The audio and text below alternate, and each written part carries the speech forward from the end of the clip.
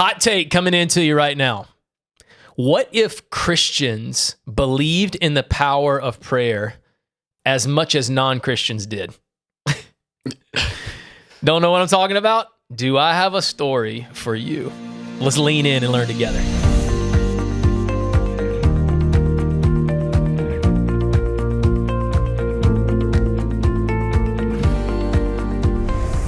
All right, Matthew, story of Daniel, the book of Daniel in the Old Testament. We all know it for Daniel in the lion's den. Yep. But before he got thrown into the lion's den, actually the reason he got thrown into the lion's den is the story that really sticks out to me.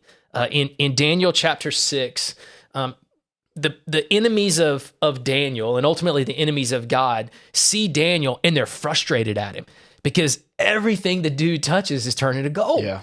I mean, he's the best leader. He's the best manager. He's the best organizer. It's getting under their skin that King Nebuchadnezzar loves Daniel more than everybody else. And he ain't even trying to hide it, man. Like Daniel is his favorite. And so they're racking their brains over like, what's the deal? What's Daniel's secret sauce? And they put their finger on it.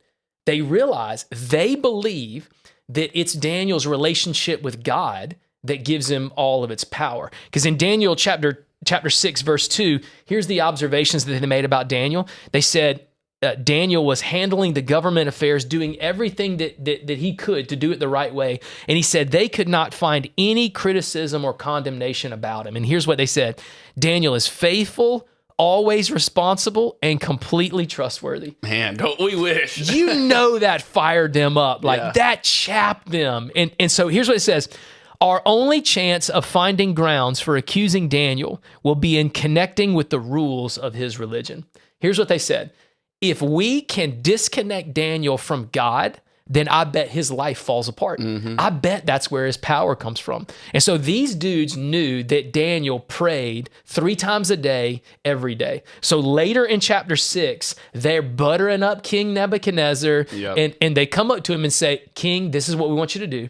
We want you to sign a law that says no one can pray except when they pray to you. So they're stroking his ego. Of course, the king loves that. He's like, oh, yeah, I want everybody thanking me, praying to me. And so he signs this law into effect. As soon as the ink dries, those guys are like, boom, we got Daniel. Yep. Because we know Daniel prays, and now it's illegal to pray. And if he can't pray, then he has no power. Now think about that, man.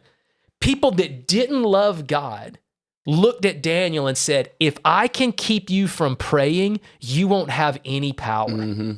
What if Christians believe that? Like, what if we understood that prayer was so powerful that it would actually be our weakness? It would be to our detriment if we didn't pray. So what happens, when they flash this new order in front of Daniel? Well, later on in the chapter, I love this. You talk about a stick it to the man moment. Yeah. They tell Daniel what they've done. It says, but when Daniel learned that the law had been signed, you ready for this?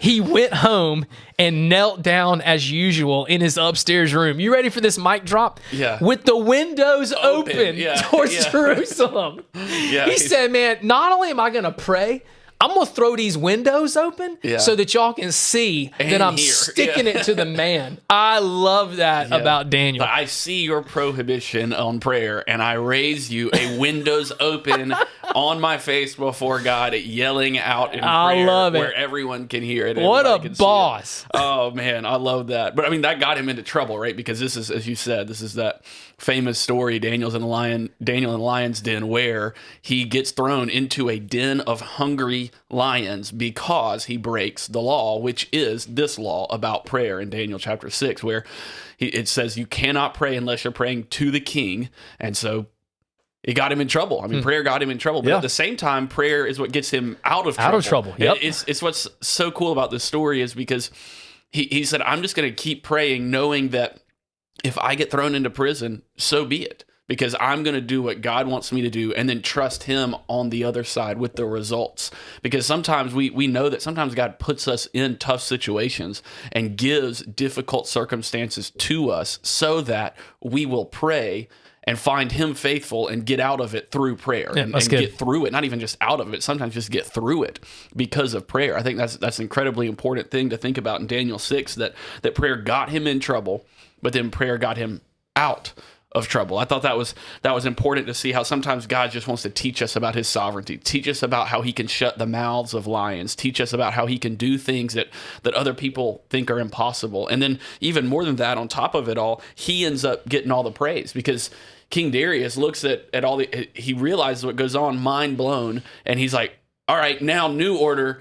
We've got to all worship this God, Daniel's God, because of how great Daniel's God is, because he just got his guy thrown in the lion's den and they're all hungry. And he opens the lion's den and there's Daniel sitting there, praying, going, yeah, we're good. We're good down here. Like, yeah. My God, he says, shut the mouths of these lions. Like just wild to think about how God will do that sometimes in prayer. He will make it so that prayer is what gets us into trouble, but then also prayer will be what gets us out of trouble. Now, hopefully, Lord willing, we won't ever encounter a situation where prayer becomes literally illegal. But man, there could be many times where something happens and we realize the thing that I was praying for, God gave me, and now I'm in trouble because of what I was praying.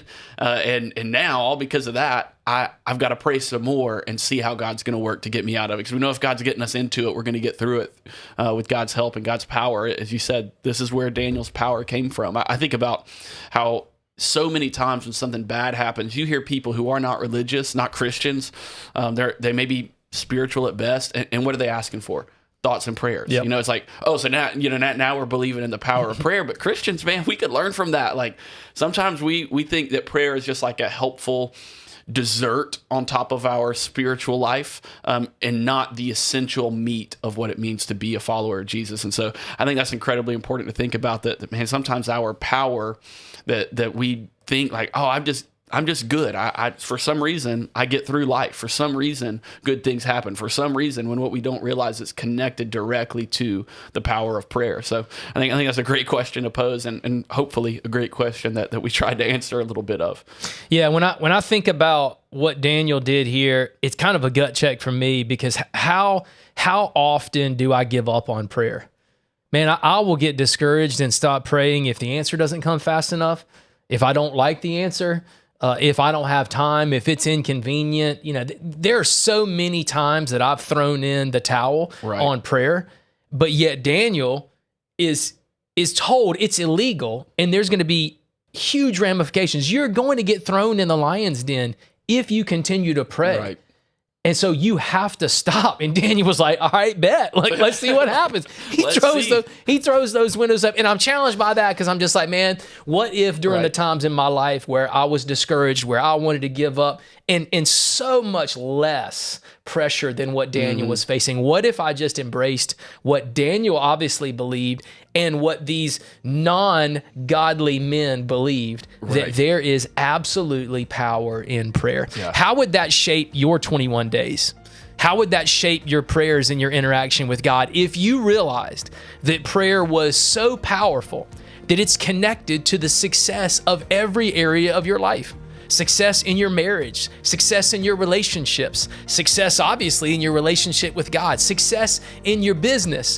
What if you realized, just like these people in the ungodly kingdom of Nebuchadnezzar, that the most vital resource that we could ever have is an ongoing communication with God through prayer? Don't get discouraged. Don't let anyone talk you out of it. The results are too big. Never stop praying. There's power in it.